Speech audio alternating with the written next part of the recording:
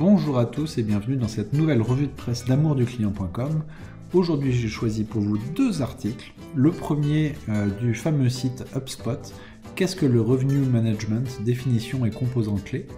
Et un deuxième article sur la prospection, les 10 règles qu'il faut connaître, du site Understanding de Salesforce avec ce brave monsieur Dave Kurlan. Comme d'habitude, je vous mets les liens dans la description et je vous invite à parcourir les articles après avoir vu cette courte vidéo. On va les parcourir ensemble. Le premier article, le plus intéressant, je vous le dis tout de suite, c'est un article assez conséquent, 4 minutes de lecture, sur le Revenue Management. Et en résumé, moi ce que je retiens de la lecture de cet article, le Revenue Management, c'est en fait segmenter ou dynamiser en fait son offre. C'est-à-dire qu'on va travailler son offre en fonction des segments, donc ça c'est assez classique. Segmenter la clientèle, donc il peut y avoir une offre plus économique pour les juniors et les seniors par exemple, c'est un exemple qui est cité dans l'article. Et il y a aussi ce qui est un peu plus original de ma perception, c'est avoir une tarification dynamique qui va changer tout au long de l'année, voire même du mois ou de la journée, en fonction de la demande qui est exprimée sur votre besoin, sur votre offre. Donc je trouve ça très intéressant, je vous mets le lien dans la description et je vous invite à le parcourir. Et puis HubSpot en général, c'est un bon site sur lequel traîner quand on est commercial. Deuxième article, c'est sur la prospection. Et ça va vous rappeler des choses.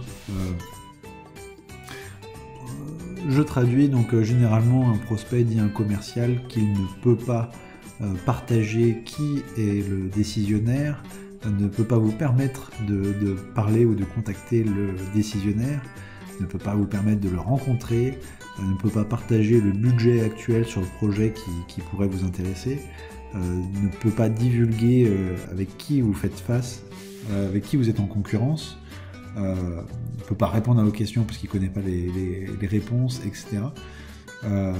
Donc en fait l'article est très court, mais ça je trouve ça intéressant parce que c'est partager un peu nos souffrances au quotidien, mais voilà, des fois on rencontre des gens qui font blocage et ce que dit l'article, et c'est pas faux, c'est qu'il y a plein de techniques plus ou moins sioux pour essayer de prendre du recul et puis relancer les choses, sympathiser pour essayer d'avoir quand même des informations ou trouver une façon de passer.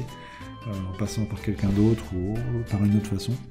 Donc ça fait partie des joies de la prospection, mais voilà, je trouvais ça intéressant de lister un petit peu dans une liste après vert ici les blocages, le blocage que peuvent faire certains prospects.